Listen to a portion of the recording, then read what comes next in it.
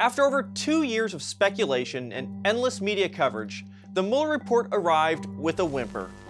Good evening and welcome to a special edition of The Beat from Washington on the first workday since the Mueller probe ended with no chargeable collusion. The special counsel found no connection between the Trump campaign and the Russian interference activities. So this vindicates the president on collusion? It does. 22 months after Robert Mueller's investigation began, his report has been delivered. He found no evidence that the guy in the White House conspired with Russia. That's right.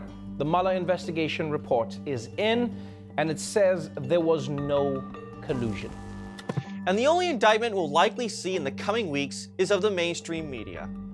This is, without a doubt, the biggest media miss of the Trump presidency.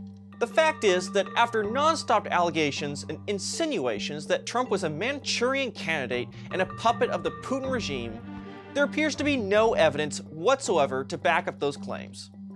This after devoting almost endless airtime to the issue. A Newsbusters report found that, quote, from January 20, 2017, Inauguration Day, through March 21, 2019, the ABC, CBS, and NBC evening newscasts produced a combined 2,284 minutes of collusion coverage. Mainstream networks spent almost 3 minutes every night for 791 days on this topic alone. And it wasn't just broadcast networks who ran with this narrative. Axios reported that, quote, 533,074 web articles have been published about Russia and Trump/Mueller, generating 245 million interactions, citing data from NewsWhip.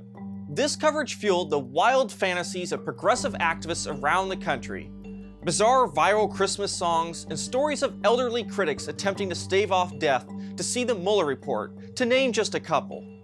All for nothing. Trump is now 2-0 against the media, first beating Hillary Clinton after reports said it could never happen, and now coming out on top in the Mueller report. Trump takes a lot of flack for his attacks on the press, but it's clear the media itself has done the most lasting damage to its own credibility, only ensuring that Trump's criticisms leave a mark. We should be grateful for the handful of dissenting media voices who question this narrative from the beginning, most of them operating outside the large legacy media outlets that set the tone for the political coverage in America. The elite media's unforced errors in the Trump era have exposed the media's partisan bias and have undermined its credibility. At the very least, the cratering of the elite media's credibility may provide an opening for others to fill the quality void and create pressure from the American people for tighter standards in the journalistic profession. The media elite are unlikely to change on their own, but the way is becoming ever clearer for other voices to take their place.